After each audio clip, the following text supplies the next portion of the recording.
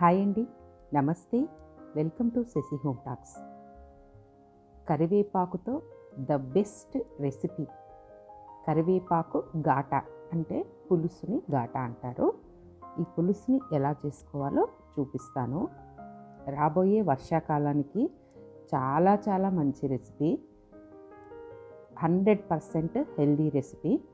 ఎన్నో రకాల కరివేపాకు రెసిపీస్ చేస్తూ ఉంటాం కదా, ఇది కూడా చేసి చూడండి. చాలా టేస్టీగా ఉంటుంది, ఈజీగా చేసుకోవచ్చు. మొదట కరివేపాకుని కడిగేసి కాస్త అలా ఉంచేసేయండి. నేనైతే ఒకరోజు అలా నీడలో ఎండబెట్టిన కరివేపాకుని తీసుకున్నాను. పచ్చి కరివేపాకు కూడా తీసుకోవచ్చు. ఇది సగం దాకా పచ్చిగా ఉంది. స్టవ్ వెలిగించేసి బాణలు పెట్టేసి అందులోకి చిన్న స్పూన్తో 3 స్పూన్ల కందిపప్పు, 3 స్పూన్ల శనగపప్పు వేసుకోవాలి. 1 స్పూను మినపప్పు డ్రై రోస్ట్ చేసుకోవాలి. అంటే ఈ ఘాటాకి కావాల్సిన పొడిని తయారు చేసుకోవాలి. ఇది మా నైబర్ ఆంటీ గారు నాకు చెప్పిన తమిళనాడు రెసిపీ, చెన్నై రెసిపీ. చాలా బాగుంటుందండి. ఇందులోకి 3 స్పూన్ల బియ్యం కూడా వేస్తున్నాను. బియ్యాన్ని చేర్చినప్పుడు టేస్ట్ మరింత పెరుగుతుంది. ఇప్పుడు పప్పులు సగం దాకా వేగిన తర్వాత బియ్యంని యాడ్ చేసి వేయించుకోవాలి. ఇప్పుడు వీటిని ఒక ప్లేట్లోకి తీసేసుకోవాలి. కరివేపాకుతో మంచి మనకు కావాల్సిన కాల్షియం, ఐరన్, పీచు పదార్థం ఇవన్నీ కూడా బాగా అందుతాయి. మనకి ఈజీగా డైజెషన్ అవుతుంది. చాలా హెల్తీగా ఉంటారు. ఇప్పుడు బాణట్లోకి 1 స్పూను జీలకర్ర, 1/2 స్పూను మెంతి గింజలు, 3 ఎండుమిరపకాయలు వేస్తున్నాను. వాటిని కూడా కొంచెం నూనె వేసి వేయించుకొని అదే ప్లేట్లోకి తీసుకోవాలి. ఇప్పుడు 1 స్పూను నూనె వేసేసి కరివేపాకును మన చేతి నిండా పిడికెడు అలా తీసి అలా వేసేసి వేయించండి. మరీ పచ్చిదైతే కాస్త ఎక్కువసేపు పడుతుంది వేయించుకోవడానికి. నేను 1 డే ఆరబెట్టినాను కాబట్టి కాస్త తక్కువ సమయం పట్టింది. ఇప్పుడు 6 to 7 మిరియాలు, వాటిని కూడా వేసేసి వేయించుకోవాలి.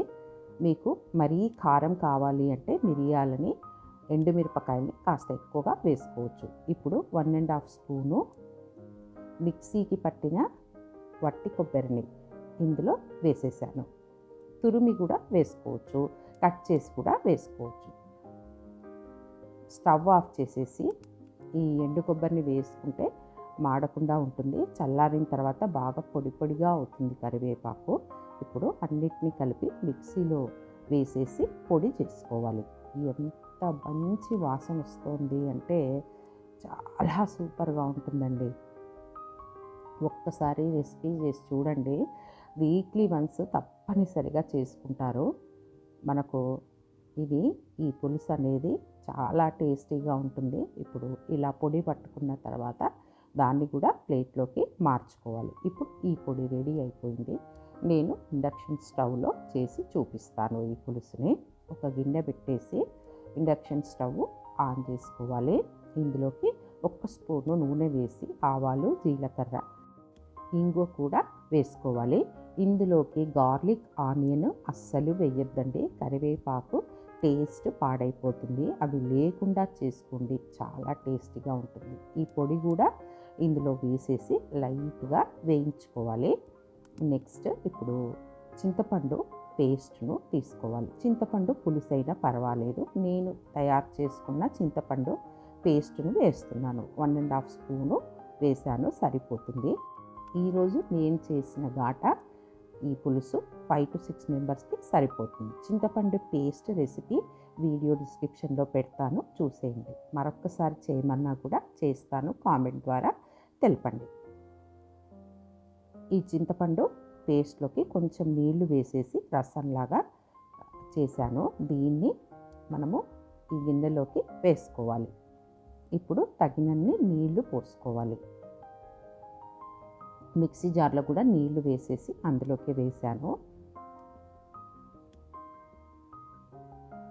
ఒక 4 పెద్ద గ్లాసుల నీళ్ళు అయితే పట్టాయి. ఇప్పుడు తగినంత ఉప్పు వేసుకోవాలి. వేసేసి కలుపుతూ ఉండాలి. చిక్కబడుతుంది ఈ పులుసు. అమోఘం, అద్భుతం అంటారు. ఇందులోకి టేస్ట్ మరింత పెరగాలి అంటే ఖచ్చితంగా వేసుకోవాల్సింది బెల్లం. బెల్లం మస్ట్ అండి. అయితే మరి షుగర్ ఉండేవాళ్ళు కాస్త తగ్గించి వేసుకోవచ్చు.